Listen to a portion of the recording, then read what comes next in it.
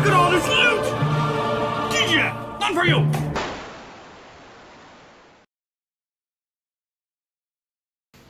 Welcome back, I'm Captain Xavier, and yeah, still a shameless fan of free stuff, and today I have been sent a drone at last. I've been meaning to get a drone for a while to tinker with, and somebody asked me a question about a potential drone option in my previous Q&A, which I am going to give a try when I go out to test this and see if this thing is even remotely capable of implementing that nifty plan. But this was sent to me, as you can see, by Syma. I assume that's how that's pronounced. And yes, this is their X56W folding wizard. It does have a built-in camera, and I'm looking forward to playing with it. So let's get this thing open. Well, there you have it. Nicely arranged. That comes up. So it has a remote control. Oh, look! Instructions. Probably good. User manual. Main features. Utilizes 4-axis structure, enabling the aircraft to be even more flexible, speedy, and possessing a relative strong wind-withstanding capability. Also, it can conduct flights in interior as well as exterior environment. A 6-axis gyro direction stabilizer is built in, ensuring precise positioning in the air. The structure uses modular designs, making installation simple and repair and maintenance easier. Capable of 360 3D overturning function. I don't know what that is. Headless function is enabling the aircraft to be summoned back with ease. Brand new pressure hovering height adjustment function. HD Wi-Fi real transmission aerial. New functions increased are auto takeoff and landing. The content and specifications or accessory packaging of internal products in this manual is strictly for reference only. Alright, safety guides. Please store the smaller size aircraft accessories in places that are out of reach of children to avoid the occurrence of accidents.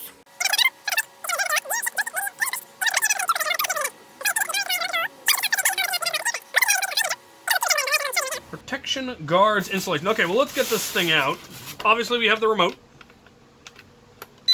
which has lots of buttons. The remote just takes AA's, takes 4 AA's, so that's simple enough. Alright, here is our little folding drone. The arms fold out, obviously. There are buttons that lock it in place, so you have to push the button to release it. Camera's right here and looks like it's removable, which is pretty cool. Battery goes in here. It's a small, looks like a LiPo, probably.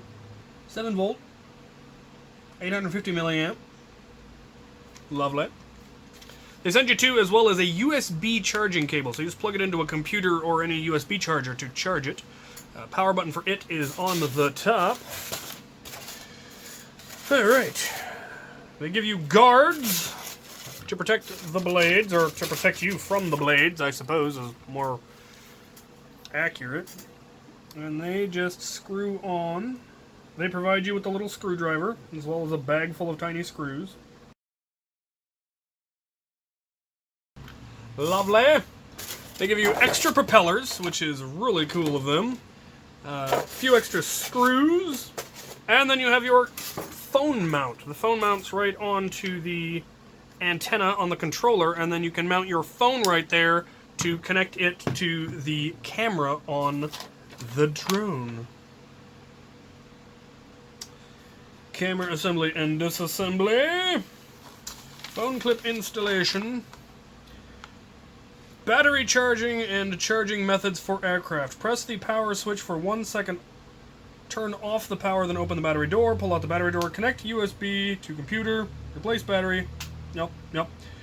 Okay. Pay attention to the following when charging. Never expose the battery to high temperatures, such as naked flame or electric heaters. Don't hit anything with it. Don't put it in water. Don't take apart the battery. Never leave the battery unattended when charging. When the quadcopter capacity is not enough, battery capacity is not enough, the rotors will be stopped from the power supply. Oh, so it's got automatic shut off when the battery gets low. That is really cool. Keep you from damaging your battery. Alright, time to take this thing out and see if I can't bounce it off the walls a few times. This should be fun. Onward! Alright, here we go. Drone test flight number 1. Oh,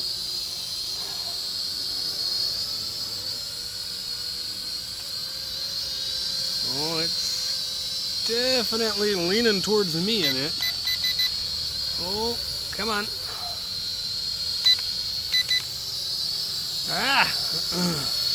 Clearly I need some fine-tuning.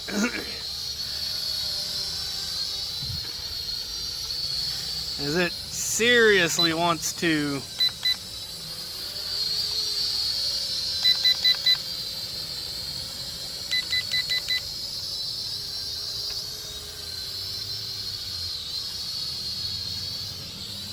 Try to get it back in frame. Oh, God!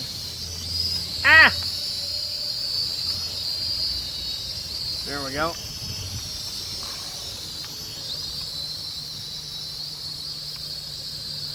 Oh, I think it might be beginning. It's slightly windy here. Cool. Well, it works. It's a drone. Ah! Obviously, my skills at piloting a drone are pretty much non-existent.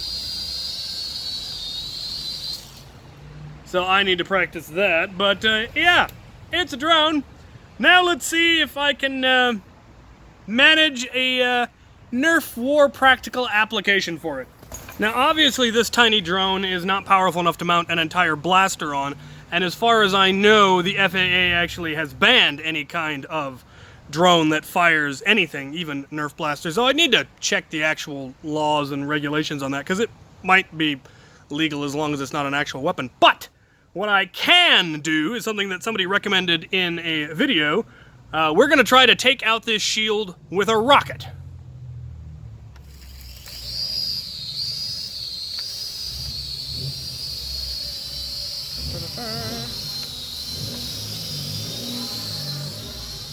Dink! Haha! First try, victory is mine! Shield destroyed. No, stay in the air. Let's try again. Oh, God. Oh, God, tree! No! No! Alright, bombing run number 2.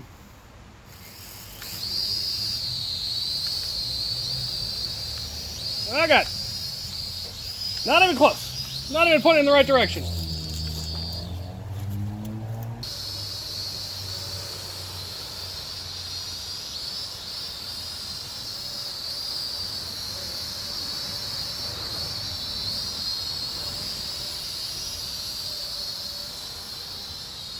Miss.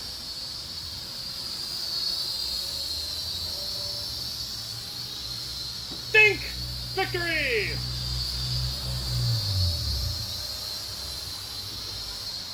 Oh, close.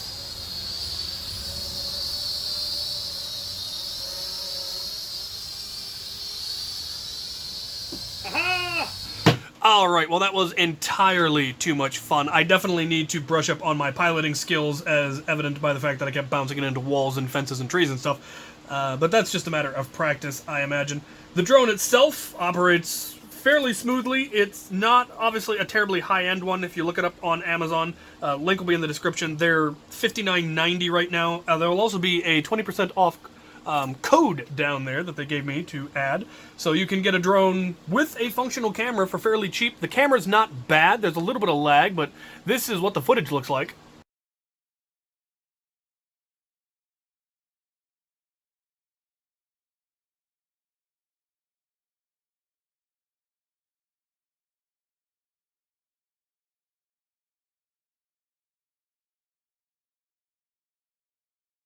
Decent footage. I plan to take this to the next war I go to and try to get some footage with it and see how horrible it turns out with me desperately trying to get decent footage of action while my piloting skills are horrendous.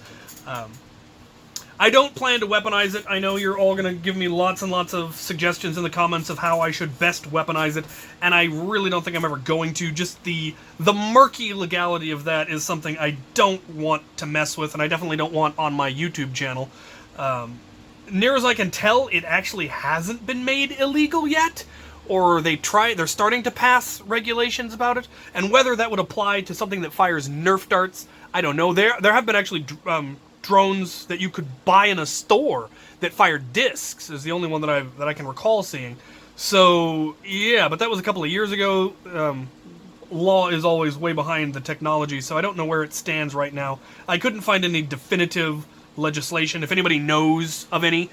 So far I know it hasn't been passed. I don't believe it's been passed on a federal level. Some state level, someone working on it. There was video of a guy who put both a semi-automatic pistol on one as well as a flamethrower on another, and there were investigations by the FAA about that, but I think it was discovered that no one had bothered to pass laws about it yet, so they may be in the process. But it's not something I want to get into. Plus, it definitely isn't safe. There are ways that you could probably make it safe. The dangling the rocket, while silly and fun, definitely not safe, because the likelihood of you getting it tangled on someone or their blaster and then pulling the drone out of the air on them is more likely than you actually ever getting a tag with it. And this one, you'd never be able to mount a full Nerf blaster on, but the bigger ones, like the Phantom 2 and whatnot, you could easily mount, you know, all sorts of Nerf blasters on those. But the concern would be you losing control, it bumping into a tree, what have you, and it falling out of the sky on somebody. And those big ones could seriously hurt somebody if they fell on them. This one probably wouldn't do too much damage, but you're more likely to damage it. And so I wouldn't want to try to do that. The type of weaponization that I think would be the easiest to implement and probably the safest would be one that just drops a bomb or, you know, a payload of some kind. Or you just have some kind of a catch mechanism that's on a remote receiver, and when you push the button, it drops either, you know, an XBZ straight down, or, you know, a demolisher rocket straight down, or an XBZ rocket straight down, or just have a net full of rival balls that gets released or something. That you could probably fairly safely implement, because it would be flying fairly high above, wouldn't need a whole lot of maneuvering, wouldn't have anything hanging down to get caught on people.